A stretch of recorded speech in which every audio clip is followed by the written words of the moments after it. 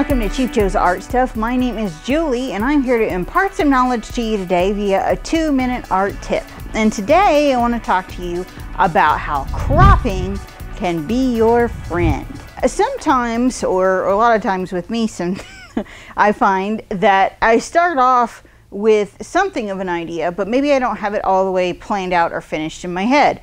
And so I'll start kind of going with the flow, hoping for some happy accidents, as Bob Ross said, but I don't necessarily have the composition completely realized in my head. And like, for example, I brought this one to show you. This was a pen and ink that I recently was playing around with. I was kind of enjoying just the line making process. So there was a lot of like frantic hatch work happening, you know, just going to town and whoosh, whoosh, whoosh, whoosh, whoosh.